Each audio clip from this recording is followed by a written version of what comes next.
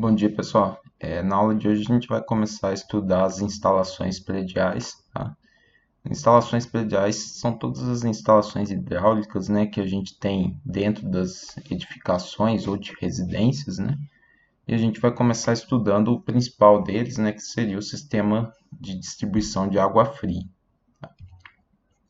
Bom, então as instalações hidráulicas, né, elas vão englobar as instalações para consumo, né? Então, de água fria que a gente vai ver hoje, de água quente, se tiver, né? Não é necessário. Instalações para descarte, né? Que seriam as instalações de esgoto doméstico e também de águas pluviais, tá? E a instalação de proteção, que seriam as instalações de combate a incêndio, tá? Assim como a gente viu, né, em sistemas elevatórios, né, e na verdade em todos os sistemas hidráulicos, a gente sempre tenta fazer o dimensionamento melhor possível, né, da maneira mais econômica, levando em consideração aí, custos de tubulações, né, e custos de operação também, no caso de elevatórios, né, mais representado aí pelo consumo de energia elétrica. Tá? E essas considerações também têm que ser feitas no, no dimensionamento das instalações hidráulicas prediais. Tá? Além disso, as instalações hidráulicas elas devem levar em conta também, né, o projeto arquitetônico. Tá? Então, o traçado das tubulações eles devem estar integrados, né, com o projeto arquitetônico do edifício para não causar nenhum problema estético, né? E a mesma coisa do contrário, né? O projeto arquitetônico tem que estar em consonância com o projeto civil também, né? Não pode ser um projeto que inviabilize as instalações dentro desse edifício, tá? Aqui eu elenquei também, né, várias normas brasileiras e cada uma delas é específica para um sistema hidráulico predial, tá? Então eu vou apresentar aqui os conceitos básicos das instalações hidráulicas, tá?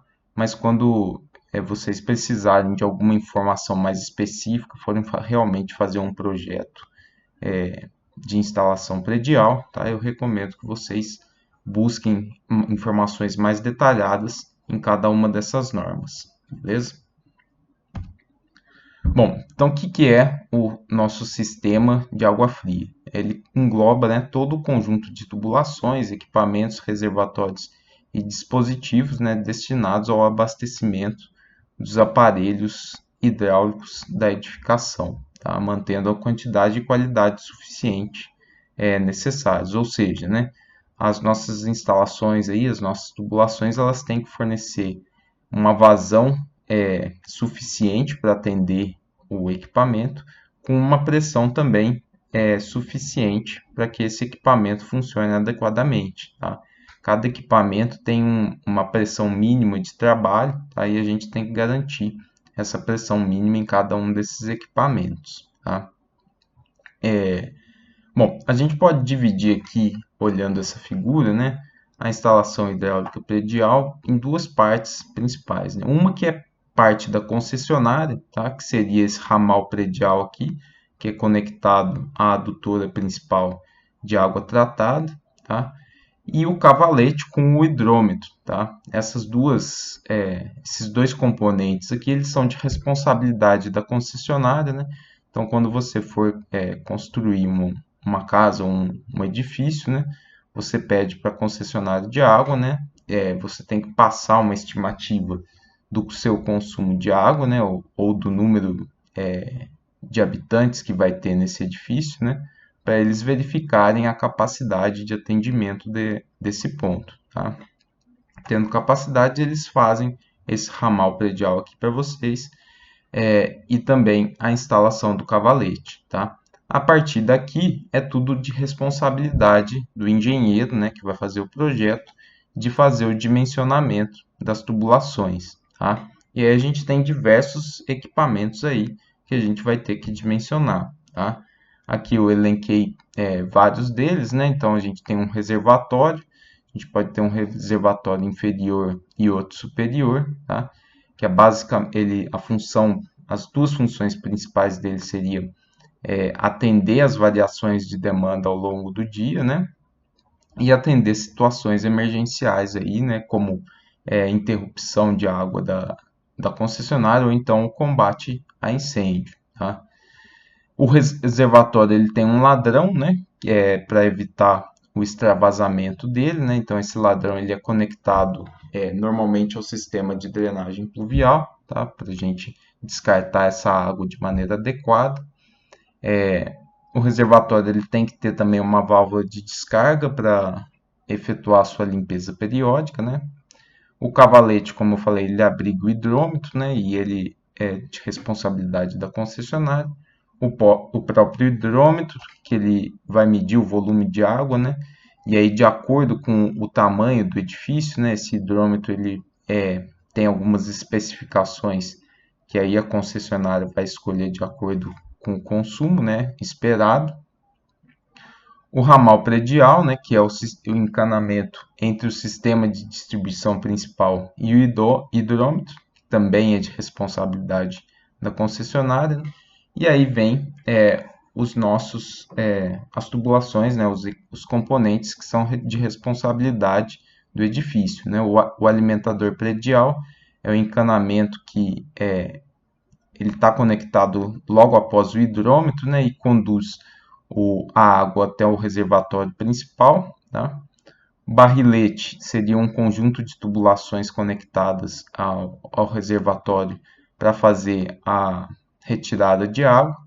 E desses barriletes saem colunas de distribuição que vão levar água aos ramais das residências. Tá? E desses ramais saem subramais, né, que esses sim estão conectados diretamente ao equipamento hidráulico. Tá? Mais para frente a gente vai ver algumas figuras e a gente vai identificar bem, né, cada um desses componentes.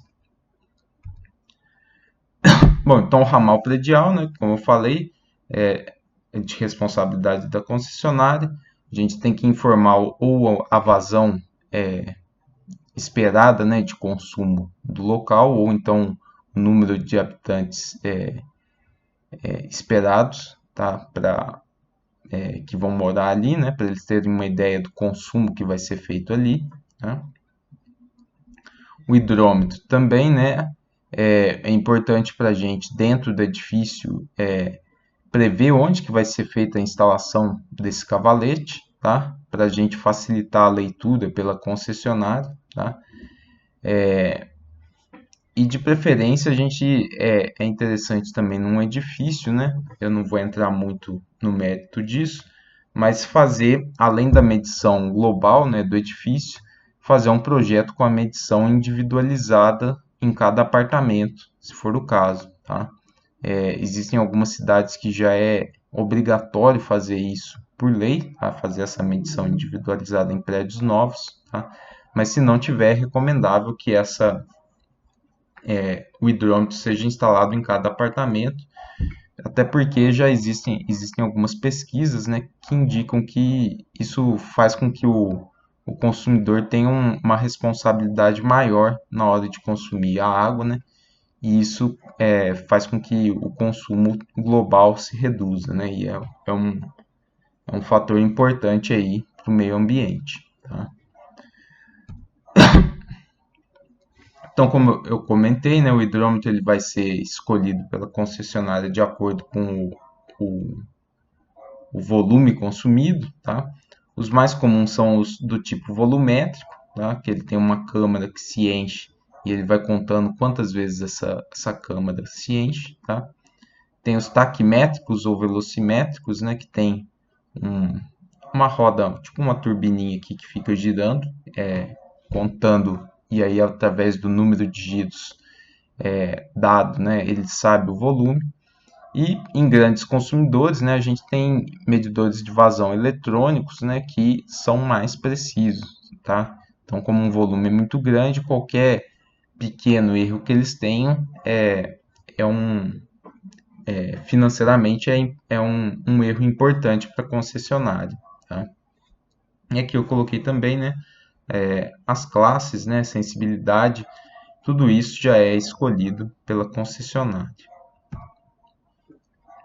Bom, a gente pode ter dois tipos de distribuição de água, né, no na nossa instalação hidráulica, tá? A gente pode ter a distribuição direta e a distribuição indireta, tá? Na distribuição direta, a gente vai pegar a água diretamente do ramal predial, né, e distribuir ela para os apartamentos, né, para os pontos de consumo, tá? As vantagens desse sistema, né, é que a água, ela, em teoria, ela tem uma qualidade melhor, tá? Eu vou ter uma pressão disponível um pouco maior, tá? E eu vou ter um custo menor de instalação, tá? Mas a principal desvantagem dela é que se eu tiver alguma interrupção no fornecimento de água pela concessionária, eu não tenho nada para garantir o abastecimento por algumas horas. Tá? O abastecimento vai ser interrompido na hora. Tá? Além disso, a gente tem algumas outras desvantagens, mas a principal seria essa aqui da falta de água no caso de interrupção. Tá? A segunda opção de distribuição de água no nosso edifício seria a distribuição indireta, que é um pouco mais comum, né, aqui no Brasil. Tá? Nesse caso aqui, a água consumida ela é retirada ela é retirada do sistema público, né, e enviada para um reservatório intermediário. E desse reservatório a gente faz a distribuição para os pontos de consumo, né? É a caixa d'água que a gente tem nas nossas residências, tá? A desvantagem dela, né, a maior desvantagem dela, né, é que a gente tem que fazer uma manutenção periódica, né, para evitar o acúmulo de lodo no fundo e deteriorar a qualidade da água, tá? E além disso, a gente vai ter um custo mais elevado também, porque a gente vai ter que fazer a construção desse reservatório, tá? Mas pelo menos a gente garante um fornecimento contínuo ao longo do dia. Então, aqui tem alguns exemplos, né? A gente aqui teria um abastecimento direto, que é onde a gente tem a rede aqui distribuindo água para todos os meus pontos de consumo, tá? Percebam o seguinte, né? A gente vai ver no slide seguinte, que nesse caso aqui, a nossa rede, né, ela tem uma pressão suficiente para atender todos os pontos aqui, até o ponto mais alto do nosso edifício, tá? Nesse outro caso aqui, a nossa rede ainda tem pressão para atender todos os pontos, mas optou-se, né, pelo uso de um reservatório superior aqui, né? Então a água vem diretamente aqui e chega nesse reservatório superior, tá? Nesse outro caso aqui a gente tem um abastecimento indireto com dois reservatórios, tá? Um inferior e outro superior, tá? Por quê? Porque a pressão agora na rede aqui, ela não tem pressão suficiente para chegar nesse reservatório superior. Então a gente tem um inferior para acúmulo de água, né? E para afogar aqui a sucção da nossa bomba, a bomba recalca para o reservatório superior, que vai distribuir água para os pontos de consumo. Tá? E por fim, né, uma outra estratégia que a gente teria, né, é só com o reservatório inferior, né? A gente pode também ter um reservatório de ar comprimido para manter as pressões mais constantes nas linhas aqui. Tá? Então as bombas vão pressurizar esse ar, essa câmara aqui, que essa câmara vai distribuir a água para os pontos de consumo. Tá? Essa alternativa aqui ela não é tão comum, né? Porque a gente ainda tem um elemento aqui que é o reservatório de ar comprimido, que ele é bem caro também. Tá? Bom, como que eu escolho um ou outro sistema? Tá? Você pode escolher com critérios aí econômicos, né, o mais barato, critérios de confiabilidade, né, então garantir o abastecimento mesmo que aconteça alguma falha com a concessionária, tá? Mas alguns parâmetros eles têm que ser satisfeitos para cada um dos sistemas ser escolhido, tá? Então vamos supor que a vazão que a concessionária consegue fornecer para aquele ponto seja maior que a vazão de pico de consumo do meu edifício, tá? Então, QSA é a vazão que a concessionária consegue fornecer e esse QPSD é a vazão máxima que o meu edifício precisa, tá? E aqui, da mesma forma, PSA é a pressão que a concessionária consegue fornecer para aquele meu edifício, né, na entrada do meu edifício.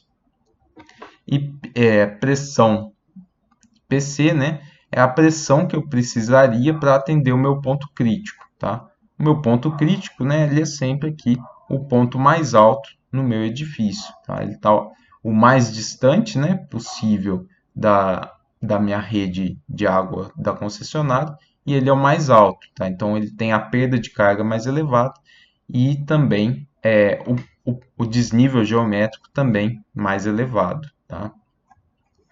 Então, se a vazão e a pressão que a concessionária fornece é maior do que o,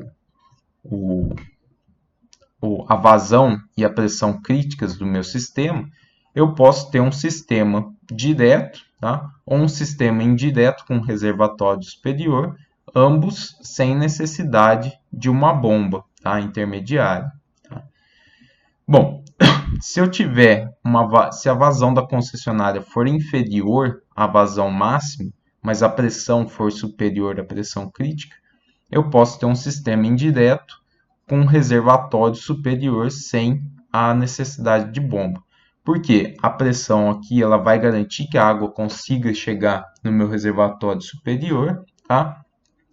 Mas essa vazão aqui sendo menor que a vazão máxima, né, do meu sistema, quer dizer que em algum período do dia, se eu pegar a água diretamente da tubulação da concessionária, a vazão que eu vou tirar é inferior à que está sendo consumida, né? Então eu tenho que ter um reservatório que seja capaz de atender esse salto aí a mais, né? Essa diferença na vazão que a concessionária consegue fornecer, tá? Na média, ao longo do dia, né? É claro que essa vazão aqui tem que ser superior ou igual à média de consumo das residências, tá? E aí as variações vão ser atendidas pelo reservatório superior, tá? Bom, agora ao contrário, né? Se a vazão da concessionária for maior que a minha vazão crítica, mas a pressão for menor, tá? Eu posso ter um sistema direto com bomba, tá? Ou um sistema indireto, mas eu vou precisar de bomba também, né? E aí eu posso definir se eu tenho só um reservatório inferior, tá? Ou um com um tanque pneumático, né? Tanque pressurizado, ou um reservatório inferior ou um reservatório superior, tá? Mas como a pressão aqui ela é menor do que a pressão crítica, eu vou precisar de bomba em ambos os casos, tá? E eu posso ter também, né, a situação onde as minhas tanto a vazão quanto a pressão da concessionária são inferiores à minha vazão e pressão crítica, tá? E aí, nesse caso, eu preciso de um sistema indireto com um sistema de bombeamento também, tá? Então, além dos critérios econômicos e de confiabilidade, né, a gente tem que verificar se esses parâmetros, quais parâmetros hidráulicos são satisfeitos e se eles atendem o sistema que a gente quer operar no nosso edifício. Tá?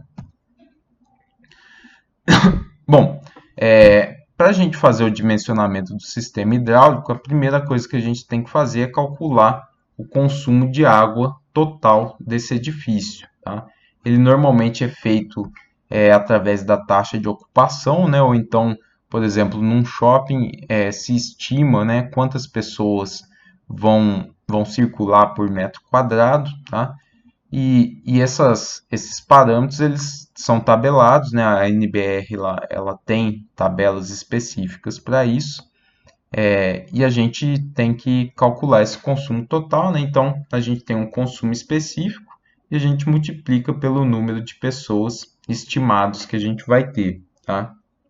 Então, por exemplo, se a gente está construindo um prédio de apartamentos, né, a gente estima que duas pessoas vão dormir em um único dormitório, né? Então a gente sabe quantos quartos tem em cada apartamento, né? A gente sabe quantos apartamentos tem no edifício, né? A gente consegue determinar o número de pessoas, tá? E aí, através dessa outra tabela, né, a gente determina aqui, né, qual que é o consumo diário per capita também para vários aí estabelecimentos, tá? Então, a gente primeiro define aqui quantas pessoas vão ocupar essa edificação e aí depois a gente determina qual que é o consumo específico de cada uma dessas pessoas, tá? E aí a gente vai ter, né, o volume consumido em um dia, tá? É importante também, né, a gente definir o número de equipamentos hidrossanitários para cada estabelecimento, tá? Então a norma também tem, né, algumas recomendações do número de equipamentos aí para cada estabelecimento também, né? Então, por exemplo, uma escola primária, né, recomenda-se um lavatório, né, uma pia para cada 30 alunos, tá? E assim por diante, tá? Então existem alguns critérios aí para a gente determinar o número de equipamentos que vai ser necessário na instalação, tá? Então, a primeira coisa que a gente faz, né, é calcular o consumo total de água, tá? Bom, depois, né, a gente pode dimensionar com esse consumo total de água em um dia, né, a gente pode dimensionar os reservatórios, tá? A gente tem que definir, né, a posição dele no edifício, tá? Quando o edifício tem escadas, né, ou então elevadores, a gente coloca ele mais ou menos no mesmo rumo, tá? Porque a gente aproveita, né, a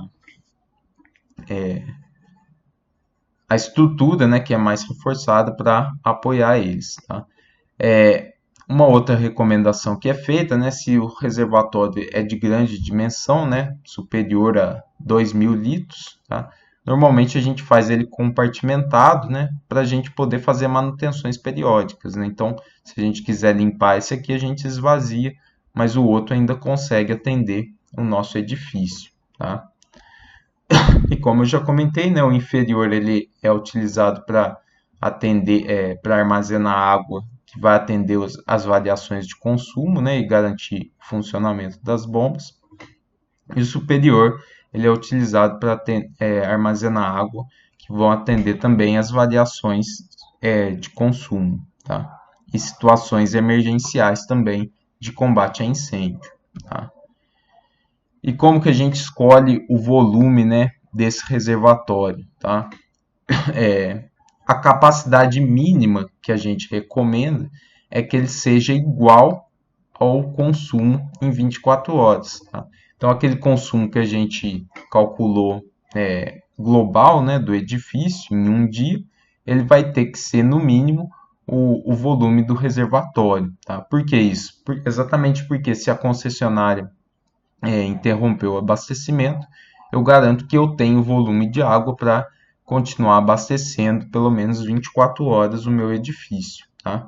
Se esse valor for menor que 500 litros, né, eu adoto 500 litros, tá?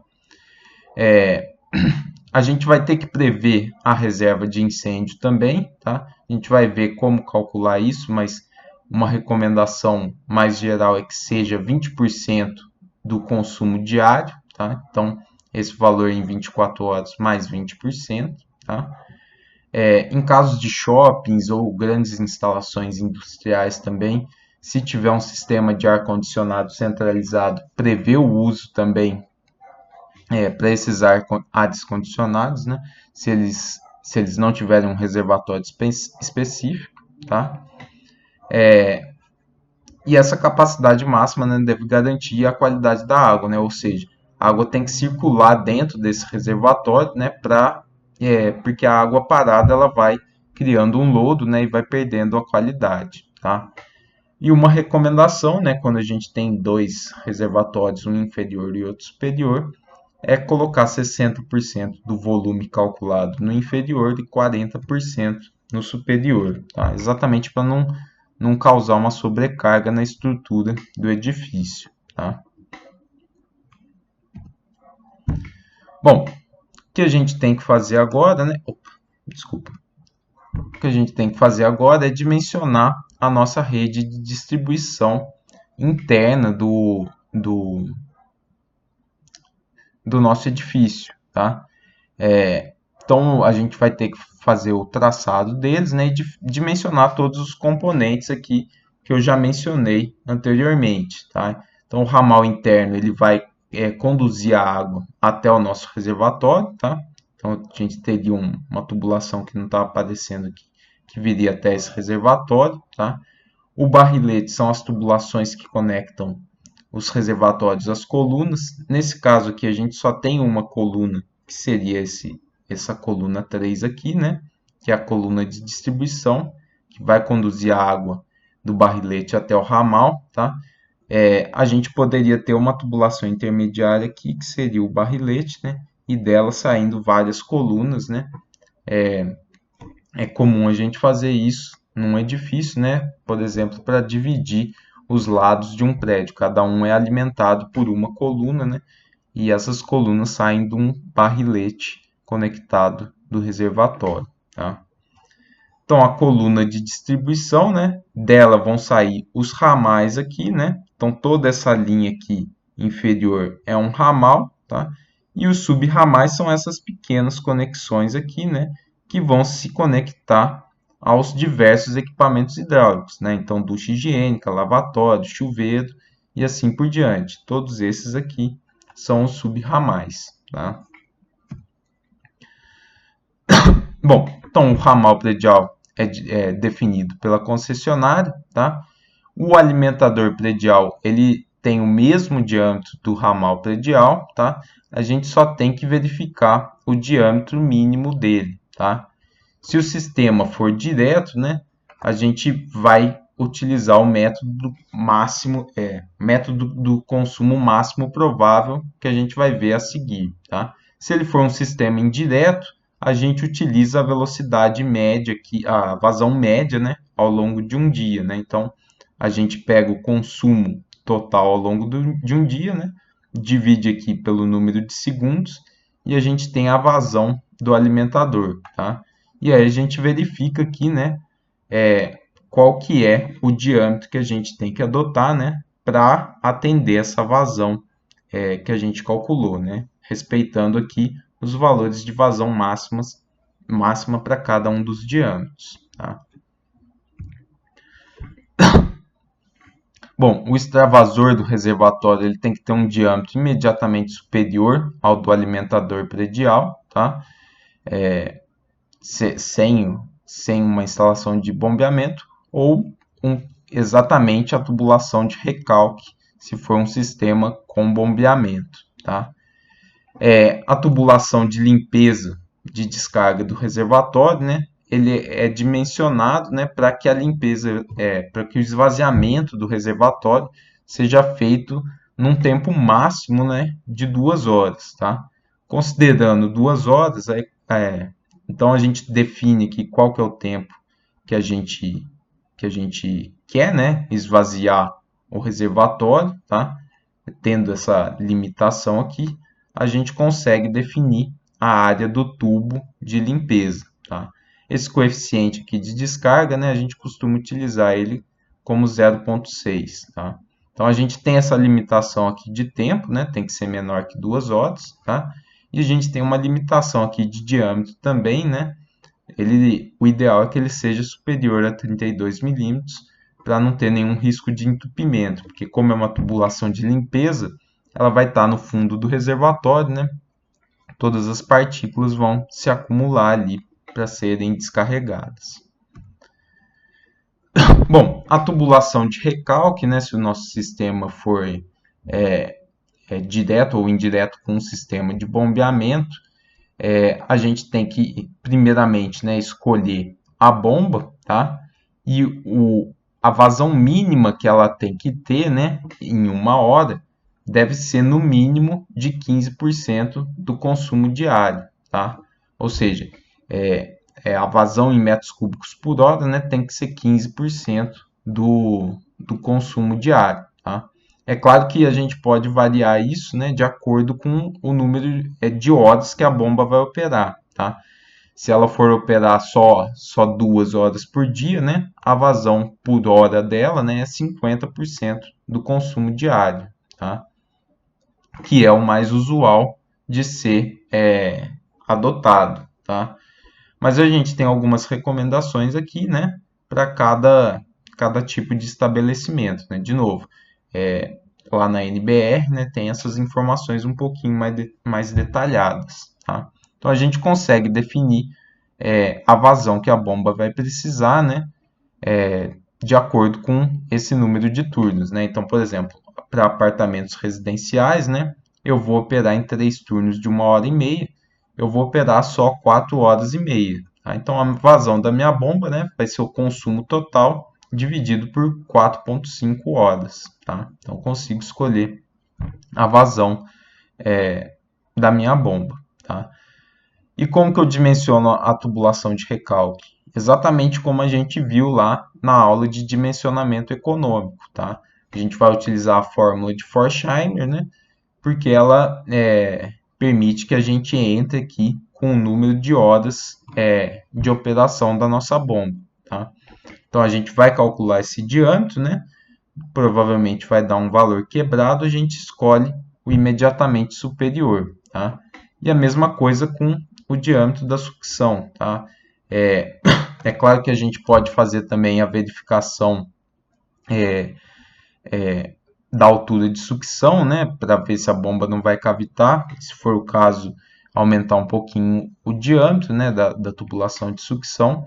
Mas uma recomendação prática, né? É que ele já seja um valor imediatamente superior ao calculado para a altura de recalque, tá? Bom, e a altura da bomba, né, a gente vai calcular exatamente como a gente aprendeu nas aulas de bomba, né? A gente tem que verificar qual que é o desnível geométrico, né? E sabendo que os diâmetros da tubulação de recalque e de sucção, né, calcular qual que é a perda de carga que a gente vai ter nessa linha, tá? Se for um bombeamento direto, né, lembrar que a gente tem que atender uma pressão mínima, que a gente vai ver ali, né, no ponto mais crítico, que seria lá no topo do edifício. Tá? Bom, os barriletes, as colunas e os ramais, eles são dimensionados com esse método do consumo máximo provável. O que é esse método? Se a gente for pensar aqui, né, vamos voltar aqui nessa instalação, tá? A probabilidade que eu use a ducha, o lavatório, o chuveiro, o filtro, a máquina de lavar louça, a máquina de lavar roupa, enfim, de eu utilizar todos os equipamentos ao mesmo tempo é muito baixa, tá? Se a gente pensar isso dentro de uma residência, essa probabilidade já é muito baixa. Agora, se a gente pensar na probabilidade de todos os apartamentos utilizarem todos os equipamentos ao mesmo tempo, essa probabilidade ainda baixa ainda mais, tá? Então é isso que a gente vai fazer nesse método do consumo mais provável. A gente vai adotar uma probabilidade, né, de alguns equipamentos operarem ao mesmo tempo. Tá? Se a gente fosse considerar que todos realmente operassem ao mesmo tempo, a gente ia fazer um superdimensionamento da nossa rede, né, e o custo dela ia ficar muito grande e ela não ia operar em 100% da sua carga. Tá? Então, esse método, né, ele estabelece pesos para os equipamentos de acordo com a sua relevância, né, ou seja, com a vazão que o equipamento exige do sistema e com a frequência, e esse peso também tem a ver com a frequência que esse equipamento é utilizado dentro de uma residência. Né? Então, por exemplo, a pia do banheiro ela tem uma vazão pequena, mas ela é usada frequentemente. Quanto à máquina de lavar roupas, ela tem uma vazão um pouco maior, mas ela é utilizada com menos frequência. Tá? Então, cada equipamento vai ter esse peso e esse peso vai determinar a vazão que eu preciso passar por cada uma das tubulações através dessa equação aqui. Tá? Então, a vazão que tem que passar através da tubulação é 0,3 vezes a raiz do peso, tá? E o que que a gente vai fazendo? A gente vai fazendo o somatório de pesos, né? Então, deixa eu voltar aqui na figura, né? A gente sempre começa o dimensionamento, né? Do ponto mais afastado aqui do meu ramal, né? Até a coluna de distribuição, tá? Então, por exemplo, eu tenho um determinado peso para a torneira do jardim, né? Que esse trecho aqui do meu ramal, ele está associado só a essa torneira, tá?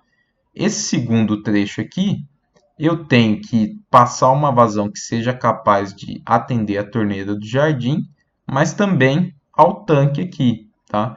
Então, o peso desse trecho aqui, ele vai ser o peso do meu tanque mais o peso da minha torneira. Enquanto esse primeiro aqui, ele só tem o peso da torneira associado nele, tá? E aí eu vou voltando, né? Esse outro trecho aqui, eu já adicionei mais o peso da pia. Então, ele tem o peso da pia, o peso do tanque e o peso da torneira para atender, tá? Então, a cada trecho eu vou fazendo esse somatório, né? E calculando a vazão parcial em cada um desses trechos, tá? A hora que eu chego aqui na coluna, eu faço a mesma coisa, né? Eu vou ter um peso aqui, eu poderia ter outros ramais aqui para baixo, tá? Eu vou fazendo a somatória também de pesos na coluna, tá? Então, fazendo somatória de pesos, né, eu vou identificando a vazão em cada um dos trechos. Eu posso utilizar algumas tabelas, né, que vão me dar o diâmetro, né, que eu tenho, né, desculpa, eles vão me informar a vazão máxima que cada um dos diâmetros pode suportar, tá? E aí eu vou escolhendo os diâmetros aqui de acordo com a vazão máxima que cada um deles pode transportar, ok? Bom, aqui tem uma tabela, né, com os pesos de cada um dos equipamentos, tá? Então a gente vai olhando essa tabela e vai fazendo somatório a cada trecho, tá? E aqui também, né, o diâmetro mínimo associado a cada um dos equipamentos, tá? Então, além disso, né, ele tem aqui a pressão mínima também para cada um dos equipamentos, que a gente vai ter que verificar, tá? E aqui o diâmetro mínimo que a gente precisa para o subramal, tá? Então, o peso ele está associado no ramal, né? Mas o subramal aqui, né? Deixa eu voltar aqui. Esses subramais aqui que vão conectar diretamente ao equipamento, eles já são tabelados aqui através dessa tabela, tá? Bom, então a hora que a gente escolher todos esses diâmetros, a gente vai ter que calcular a pressão em cada um desses pontos, né? Ou a gente só calcula no ponto mais crítico do edifício, né? Para verificar se essas pressões mínimas aqui nos equipamentos, elas vão ser atendidas, tá? Como a gente está mexendo com instalações com vários acessórios, né? Vários T's, vários joelhos, a gente costuma utilizar, e diâmetros pequenos, a gente costuma utilizar a fórmula de Fair-Whipple, tá? Que ela já leva em consideração que o sistema tem várias perdas de carga localizadas e ela é específica para diâmetros pequenos, tá? Então, normalmente, a gente acaba desprezando as perdas localizadas e utilizando essa fórmula de Fair-Whipple para calcular as perdas de carga, né? E verificar as pressões em cada um dos pontos, tá? E aí a mesma coisa, né? A gente, através da somatória de pesos, a gente sabe a vazão provável em cada um dos trechos, consegue calcular a perda de carga, né? E vai aplicando a equação de Bernoulli ponto a ponto, né? Para ir calculando a carga pesométrica e a pressão em cada um dos pontos.